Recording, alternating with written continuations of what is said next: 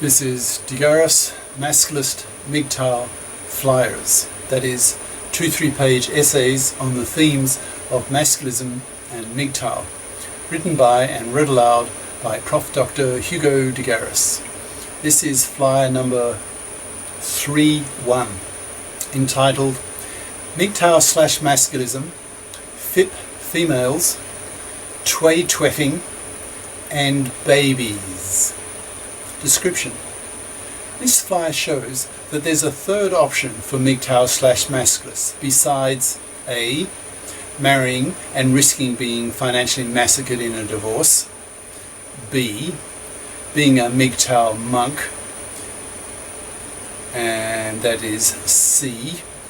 Twaytweffing, that is 2A to F-ing. See an earlier flyer on this. Flyer itself.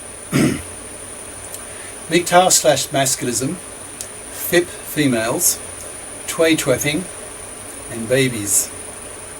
I suppose that a lot of you who read my regular comments on Sandman's site are wondering why I place so much emphasis on women being FIPs, financially independent persons.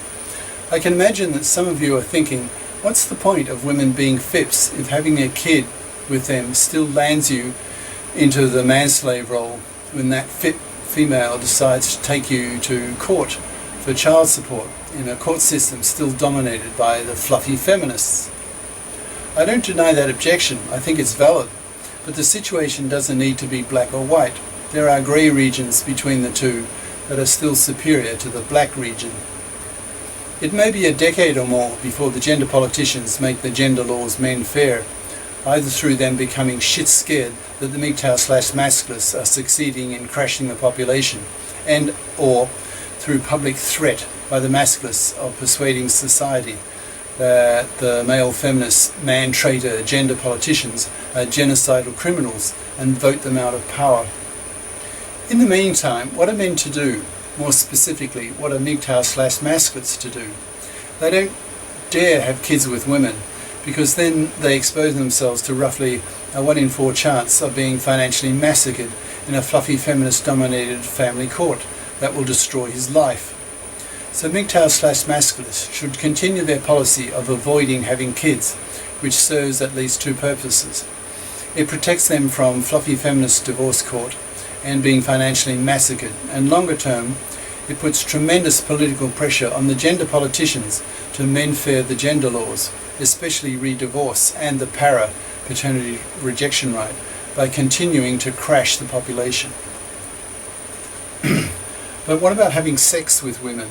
That's another matter. Males are hardwired to want to penis attractive females. So if MGTOW/Masculists try to deny themselves this powerful drive, they will suffer. But there's no need to suffer. There is a simple solution to this problem that is in the title of this flyer, and it's Twaytweffing. That is 2A to F, spoken quickly. That is 2 apartments, 2 FIPs. That is a man and a woman, both FIPs having an apartment each, having a relationship.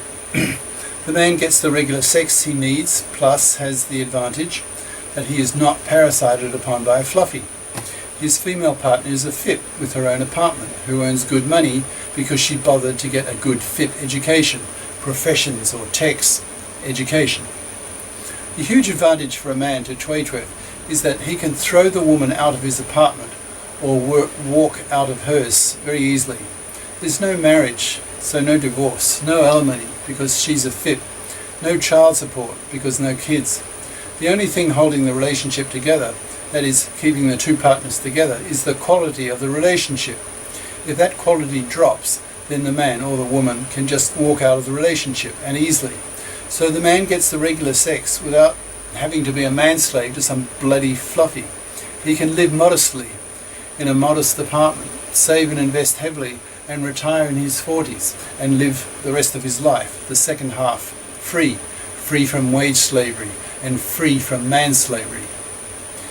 About the only thing that a Twaytweffing male has to be careful about is when his female partner is feeling her biological clock ticking. If men are hardwired to penis women, Women are hardwired to want to get pregnant before their infertility sets in. There's a serious risk that she may sperm jack him to get pregnant. So the Twaytweffing man needs to be very attentive to her complaints about not having a kid with him. The moment she starts making such complaints, she should be immediately dumped. She's probably aware of this masculist/MGTOW strategy, so will keep her frustrations to herself, but plan to sperm jack anyway. So the man should be very careful where he leaves his sperm, certainly not in her, and always use a condom. Once he has ejaculated, he should flush the condom down the toilet immediately. If she complains that he does this, implying he does not trust her, he should say that that's true. If she complains, dump her.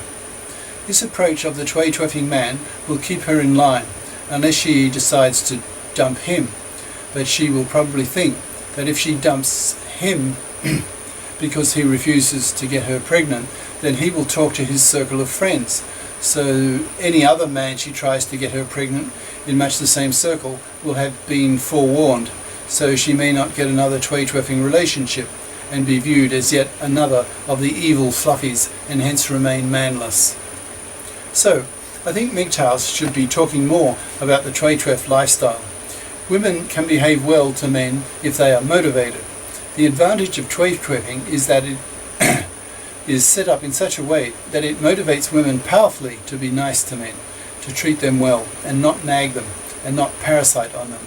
Because if she falls to the temptation of relaxing and her true genetically based parasitic nature surfaces, then the man can simply get disgusted and walk away. The woman knows this and fears that possibility, so she remains nice to him. So the usual MGTOW disdain for women's nature, that is the red pill, that is being aware that women don't love men, but love their exploitability by women. Women's hypergamy, the idea that women will readily drop coldly and disloyally her current male exploited partner in favour of a richer, more exploitable male partner, if the opportunity realistically presents itself, need not keep MGTOWs from avoiding women. The Twaytweff lifestyle for men prevents women from behaving in the above ways. If she starts heading in that direction, the man's shit detector will go off and he can give his female partner a warning.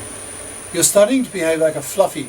The whole point of me living the Twaytweff lifestyle is to avoid such females. If you continue like this, I'm walking out, so be nice. You now understand why I place such emphasis on women being FIPs and not being fluffies.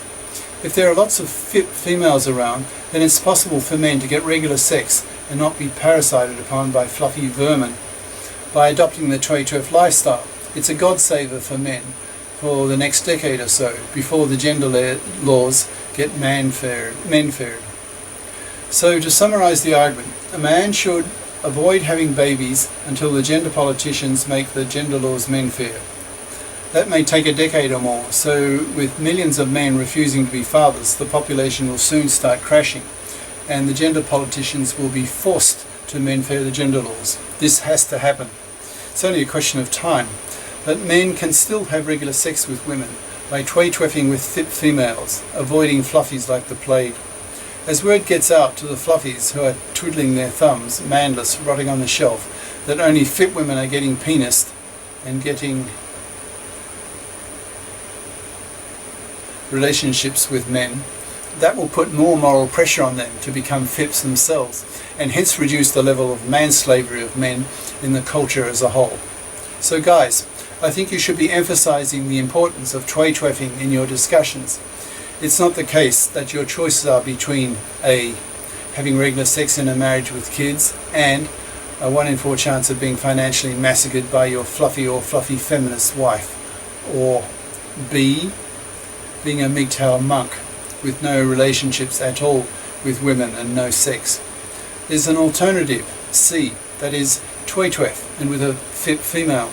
You won't have kids, that's true, but at least you'll get regular sex without being a manslave to some bloody fluffy. It may not be your ideal and will remain that way until the gender politicians men-fair the gender laws, but at least you get the regular sex that you as a male evolved for, and without the traditional manslave price. When the gender politicians do get round to men fairing the gender laws, men will still want to have relationships only with FIP women and continue to avoid fluffies like the plague. Fluffies are bad news, even when the divorce laws have been made men fair, and the paternity rejection rate has been passed. Of course, getting a fluffy pregnant will not be the disaster for a man that it is today, but it's still a pain in the butt. Also, a decade from now, the stigma attached to having a relationship with a fluffy for a man will not be present. Fluffies are still fluffies. They are still man-slaving, parasitic, immoral vermin. And what self-respecting male, who is fully aware of MGTOW/masculist ideas, would want to be associated with a type of woman that society is trying to wipe out?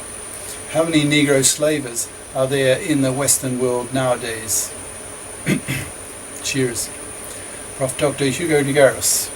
Email profhugodegaris@yahoo.com. Website profhugodegaris.wordpress.com. I don't know if this is so relevant. It's dated, but I've got a PS here. Please, someone comment to this comment so that I know they are not being censored. I had doubts at the time, but I think they all went through. So ignore this comment. So, cheers.